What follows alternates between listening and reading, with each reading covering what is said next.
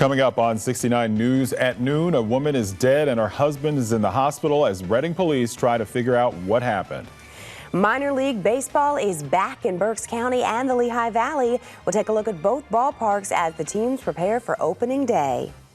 Some lawmakers are pushing for an increase in minimum wage, especially for restaurant workers.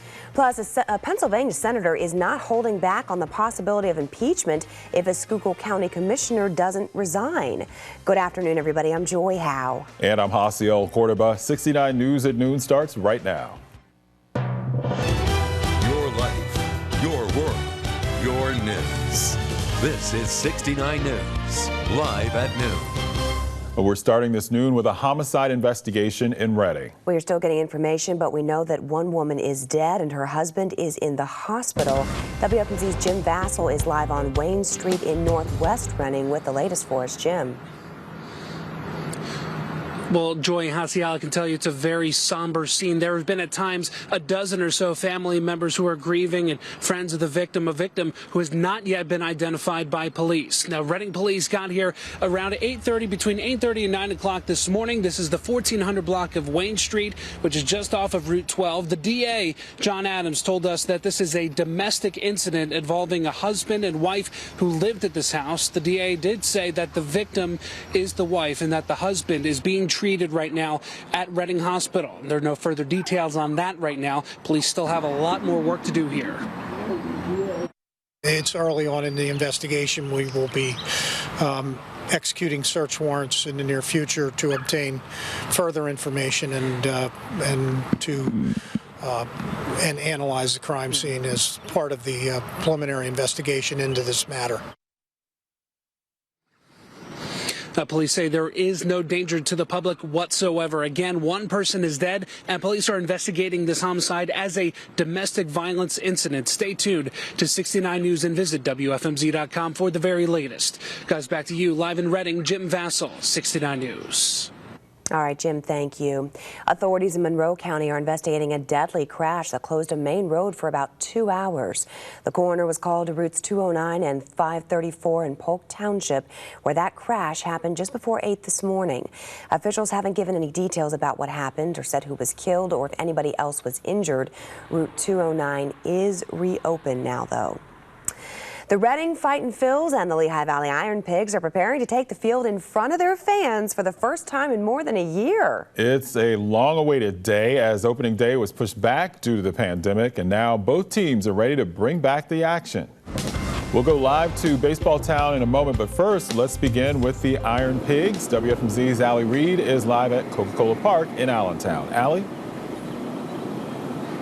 Yeah, Hasiel, Joy, break out the peanuts and Cracker Jacks, right? It is opening day here at Coca-Cola Park. 7 hours roughly until the first pitch, and that anticipation is building.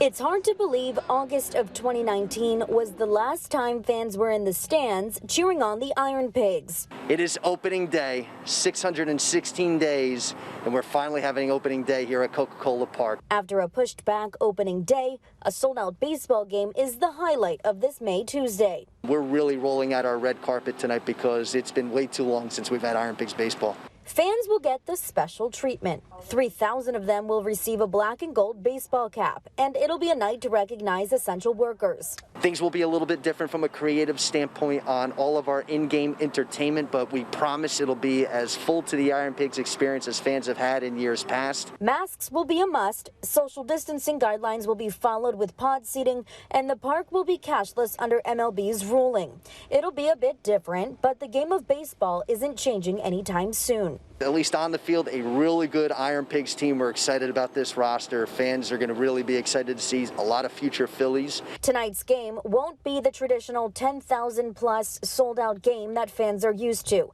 though the limit of roughly 3,000 fans will be just as exciting for both the players and those getting to watch. I know that number doesn't seem a lot, but in a COVID world, we're really pumped about that number. Now, as as mentioned just a few moments ago, 3,000 fans that are coming into the park today are going to be getting one of these really cool hats. So that's exciting, right? For opening day, they say that they're doing that to obviously welcome those fans back, get them excited, as this will continue now through those warmer months in summertime for baseball. Again, baseball is officially back, and doors are going to open tonight at 5 o'clock, and the game starts at 7. For now, live here at Coca-Cola Park, Allie Reed, 69 News. Back to you in studio.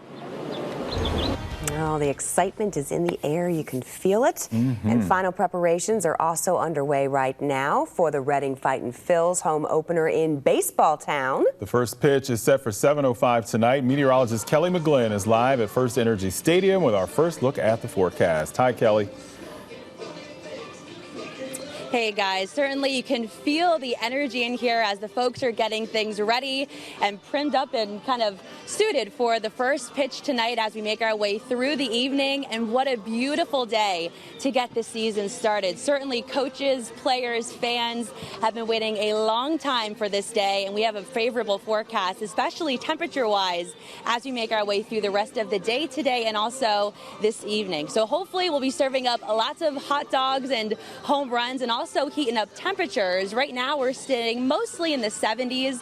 We'll continue to grow up into the 80s today. However, we will stay mostly dry through the afternoon. The one thing we'll be watching for later on this evening, especially around 7, 8 o'clock, will be some isolated storms that could produce some heavy rain, some thunder and lightning at times. So hopefully we can dodge that, get the games going tonight. And you can also track those showers using your 69 News weather app and also using interactive radar. You want to soak up the warmer temperatures now. We look at your 7-day forecast. We do have some cooler days. We're trending back into the 60s, more rain, more showers. Kathy will break all that down and we'll take a look at your hour-by-hour forecast and more details and your full 7-day coming up later in the broadcast, guys. Back to you.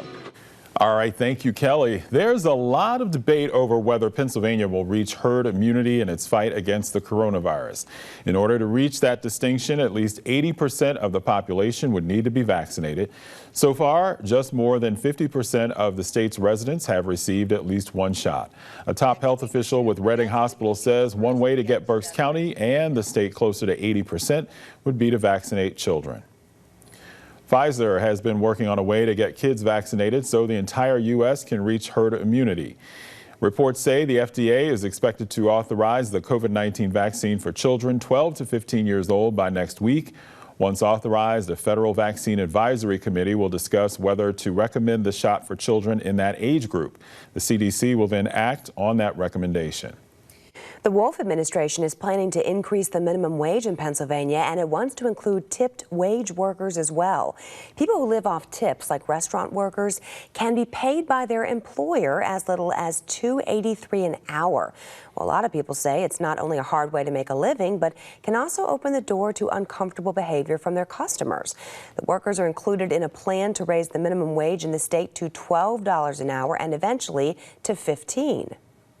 It also means dignity. A 2018 Harvard Business Review study found that 90% of women and 70% of men who work in the hospitality industry claim they've experienced sexual harassment. Many restaurant owners say that they simply cannot afford that, though. The Pennsylvania House Republican Caucus says this would harm struggling hospitality employers and would result in a loss of businesses and jobs. A state senator who serves parts of Berks and Schuylkill counties is calling on Schuylkill County Commissioner George Halkovich to resign. Republican Senator David Argyle says a resignation from the commissioner would be in everyone's best interest. 4 female county employees filed a sexual harassment lawsuit against Halkovich in March. Argyle said impeachment is on the table if Halkovich refuses to step down. Last month, Halkovich said he would continue to do his job. Nearly 24 people are dead and dozens more are injured in Mexico City. Ahead on 69 News at noon, what happened that left a train car dangling? Experts are worried about the next few weeks in India as the coronavirus continues to spread there. Plus, a flurry of diplomatic contacts is fueling speculation that a U.S.-Iran deal could be here soon. 69 News at noon will be right back.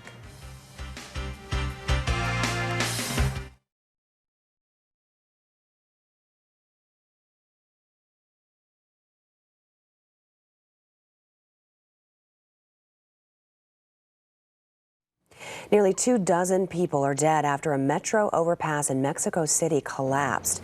Officials say a section of the city's subway system plummeted 16 feet, killing at least 23 people. It plunged toward a busy boulevard late Monday, leaving one train car dangling from the collapsed section. About 70 people were injured. And get this, the city's mayor says people could still be trapped inside that train. Nearly 6,000 undocumented immigrants were apprehended daily at the U.S.-Mexico border last month. An official with the Department of Homeland Security says the number was an average of 5,500 in March. Officials say that border crossings remain high. However, they add that the Biden administration is making progress in lowering the number of children in U.S. Border Patrol custody over the past month. The coming weeks in India are expected to be horrible as the country's virus catastrophe worsens. A top expert says COVID-19 infections and deaths will grow with an alarming speed. People are dying outside of overwhelmed hospitals, and funeral pyres have been lighting up the night sky.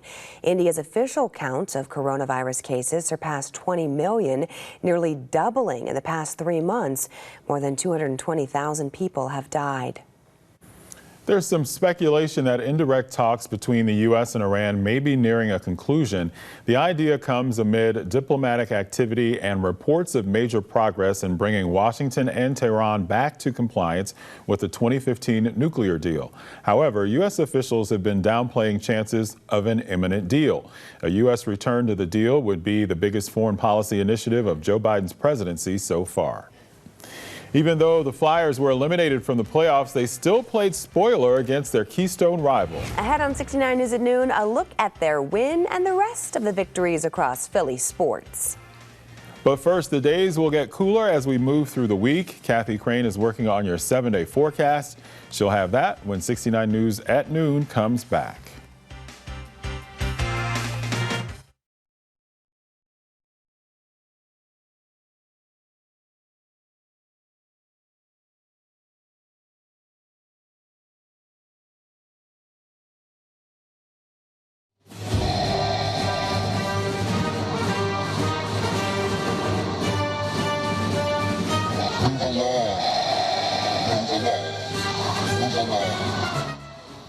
Be careful, little girl. Seems kind of ominous. May the 4th be with you, and may you remember to stop at stop signs. The Allentown Police Department released this video starring Darth Vader and Chief Glenn Granitz. It's part of the department's street traffic safety campaign. Officials are reminding drivers that school is in session, so they need to watch for children crossing the street and stop at stop signs and red lights. Perfect timing to release the video, as today is also National Star Wars Day. Yeah, look at that. He's stopping pretty effective. traffic. Speaking of kids, it's also National Teacher Appreciation Day. It sure is. So good. And if we have any teachers who are Star Wars fans, boy, this is the day for them, Kathy Crane. I'll tell you what, I love that. May the 4th be with. Yeah. Right. Okay, say that fast 3 times. Hello there. Hope you're having a great afternoon, folks. A live look from Lake Wallenpaupack, one of my favorite spots. And you can see clearly that we do have a mix of clouds and sun out there. Right now, though, on South Mountain, a little bit overcast, but we did have sun about a half an hour ago. Current temperature is 64 degrees. Winds are calm right now. Dew point at 58, relative humidity at 80%.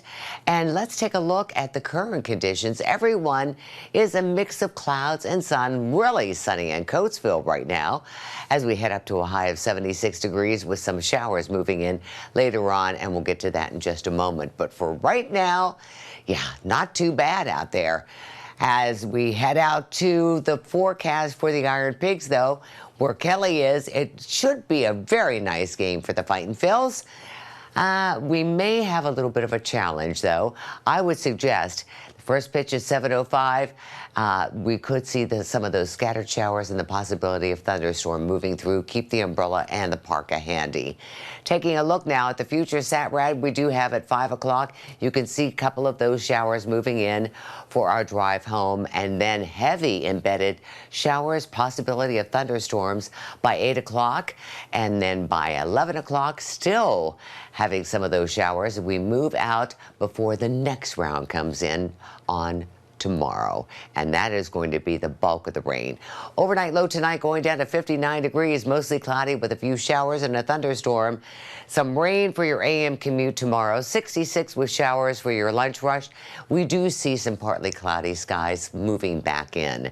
Here we go, folks, for this evening. Once again, those showers and scattered thunderstorms with the possibility of some heavier rain, but then we there's a pause before the actual cold front moves through, and then we really kind of populate all over the place with a lot of heavy greens, a lot of heavy rain, thunderstorm activity possible tomorrow afternoon, and tomorrow at 3:30. By 5:30, it looks like it's starting to clear out. So tomorrow will be the wettest day of the week. Thursday will be the driest day of the week. And that's good news, but Friday afternoon, it won't last. Another system moves through with rain Friday afternoon, Friday evening, clearing out for our Saturday afternoon, and then another round of rain, unfortunately, just in time for Moms, straight through Sunday night. So for the Mom's Day out there, well, make it count, folks, but cloudy with a few showers around for our Sunday. As far as rain totals, anywhere from now until Sunday, about a good inch to an inch and a half, I would suggest. Keep it right here for the very latest as we head up to a high of 76 degrees. Some sun, a little bit warmer, stray shower later on tonight. Overnight low tonight, 59 degrees with those showers continuing. And then for tomorrow on Cinco de Mayo, we will see our wettest day with the cloudy skies and showers.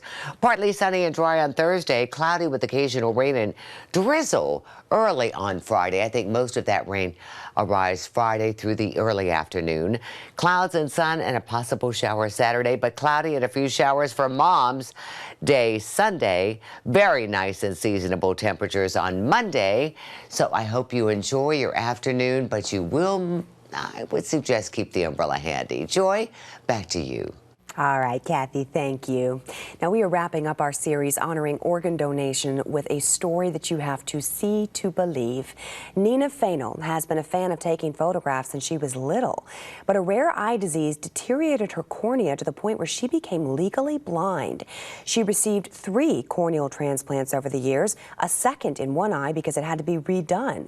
She says she's forever grateful to the donors who gave her the gift of sight, and she is now an educator about tissue and organ donation. I've been to quite a few different events where donor families are present, and they are so thrilled to meet somebody who is a recipient so they can see part of their loved one live on. Thanks to her gift, Nina is able to take pictures again. If you'd like to learn more about organ donation or sign up to be a donor, visit our website for more information.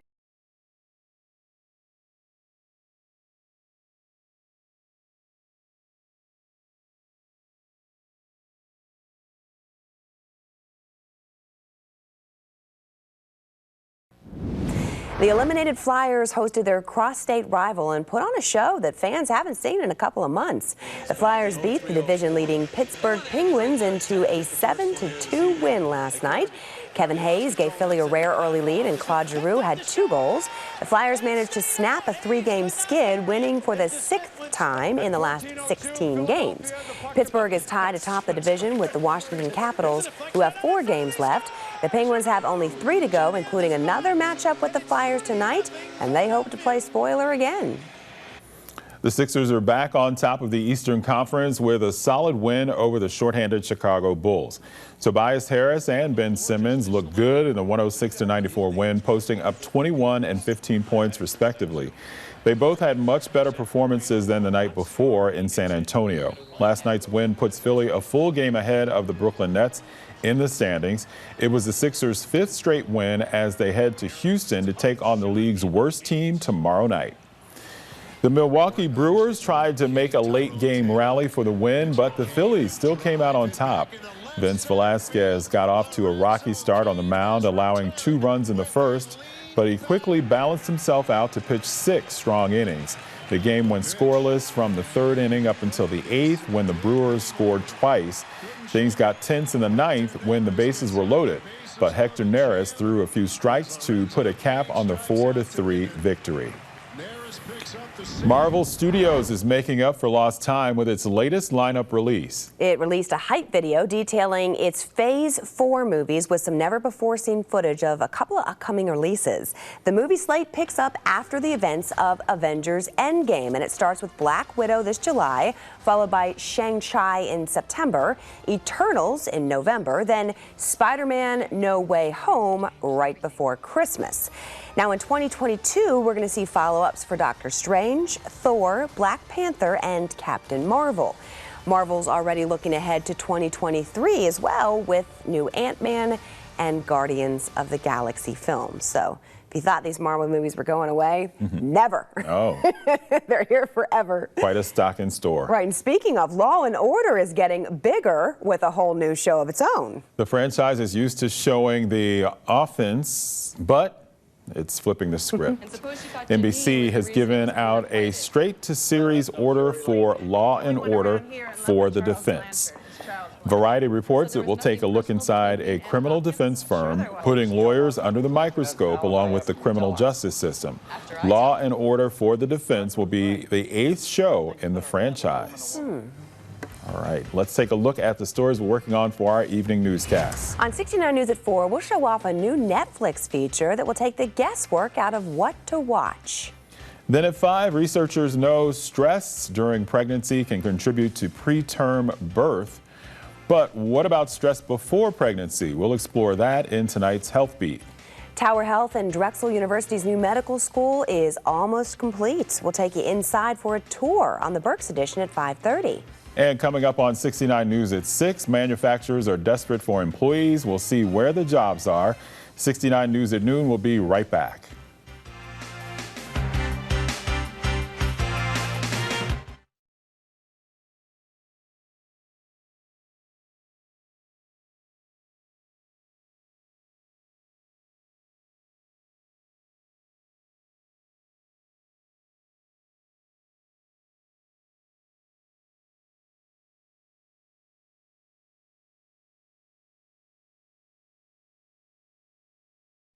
All right, it is time to get one last look at the forecast now with meteorologist Kelly McGlynn. She is at First Energy Stadium in Reading for us once again. Hey, Kelly. Hey guys, a great day so far today. It's cleared up a little bit. We had some more clouds this morning, now trending partly cloudy to mostly sunny. And man, the sun is beating down, but we will still see these mild temperatures later on this evening, still sticking up into the 80s. It's a little bit humid out too. So right now, those showers and storms pretty much are holding off, but we are going to be watching for the potential of some shower and storm activity later on tonight around drive time and sunset. So hopefully those storms can stay away from the stadium so we can get these games going. They're making their final preparations, cutting the grass. There's even a little furry friend over on the cutter there getting some time in, enjoying the sunshine this afternoon. I don't know, he's sleeping. He's pretty comfortable over there. Otherwise, though, let's get a look at your 7-day forecast over the next couple of days. We have 80s to enjoy today. We'll sink back down into the 60s as we head toward the end of the week, and we're not done with the rain just yet. We will have on again, off again showers as we make our way towards Friday, even carrying into the weekend, and we'll likely stay steady in the 60s through the weekend and even into the following week. But you know, we really do need the rain as we've been very dry the past couple of weeks, but hopefully the rain can hold off tonight. We can get the games going. Temperature wise, it certainly feels like a spring day, guys. Back to you. Well, that sounds like a great day for baseball. Yeah. And have that spring day hang on. Absolutely. Let's hope the rain holds out for the best. That's right. Okay. And again, thank you to our teachers on this Teacher Appreciation Day. We really do love you all. Appreciate it. Thanks for watching 69 News at noon. Hope you have a great day.